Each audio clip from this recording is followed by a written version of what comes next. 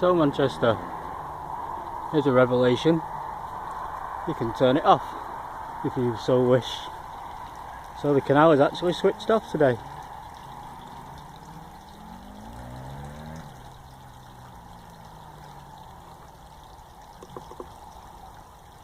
So Manchester, you can switch it off. Technically, it's quite a rainy day as well. You'll see the other lock gates that we're about to go to are actually overflowing quite a lot. So at the point where the canal is filled by the Guyt, or the header reservoir,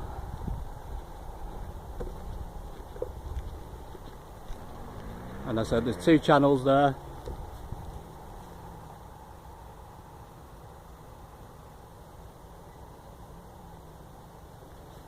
So I'm wondering if they're up to something at the canal. We'll find out, won't we, when we get there.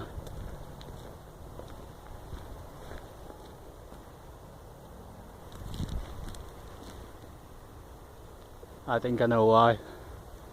I think they've been cutting this grass back, that's all. They didn't want it all floating down into the canal, so they've let it fall in there and then they've emptied it, and they'll turn it back on again at a later time, I'm sure.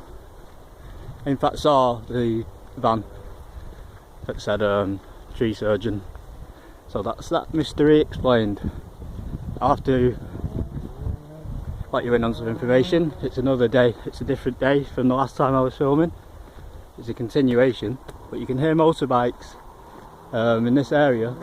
That's what happens. Quads, motorbikes, four-wheel drives, they use this land to play on basically. Just jumps along so I can film.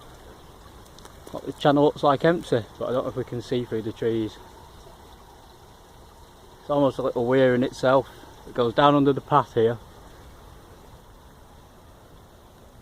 over the road,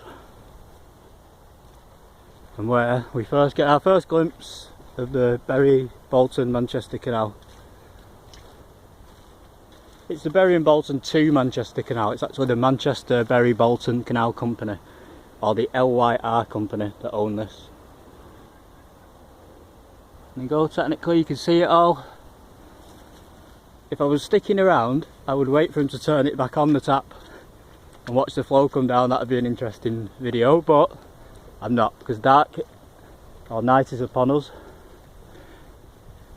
This is sort of an update of the last shoot, like I said.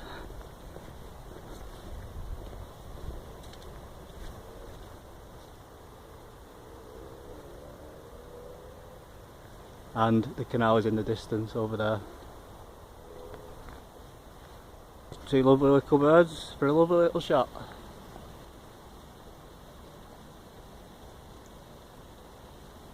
So, they're enjoying the canal today, Manchester. And here it is in its glory, down there through the trees. This is the canal itself proper. We're calling this the start in the modern day, but it's not in use. It isn't. I say it's 3 miles in. It's around 2 miles in. But there's a lot of little channels go off. I'm about to show you one on the next video. But that's an example, what I'm about to show you, of what it was like the whole way along in its heyday. 17 miles long it is. 16.9 I think they said. I haven't read my notes for a long time.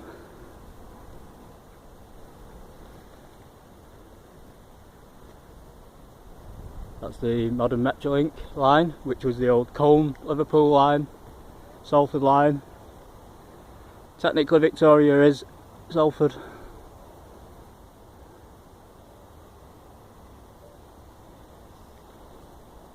There you go. Manchester's a very small place at this point. Castlefield, Deansgate, Cheetham Hill have now amalgamated to become one Manchester City. But the town Manchester was a small town like all the others basically, and has grown and grown and grown to become Greater Manchester, which is now a city, the second biggest city in Britain. Sorry, the third, but I'd say the second because we're just behind London, I think. Birmingham and Glasgow may be big, but I think we're just scraping that with the modern influences that are going on in the city centre and some of its cultural differences. I think it's very advanced. And before London and everybody else, it was the most advanced place in the world at one point. 1800 to 1850, pretty much everything that's created is here in the Greater Manchester area and South Lancashire area. Those things were actually started in Lancashire. Combe, Edenfield, that's why there's a Combe to Liverpool line. It's all changed now, it's shifted. That's what happens. And there's our 4x4 cross-country cars in the modern day. I'm all for that, we're getting the modern day, aren't we? We haven't come to engines yet, so that spoils it a little bit, doesn't it? So yeah, this is where the canal drains away once it's full. So it fills all the way to Knob End Locks. Once it's full up, it comes back over here and re-enters the Irwell, which is on that side there, along with some 4x4s and crossers.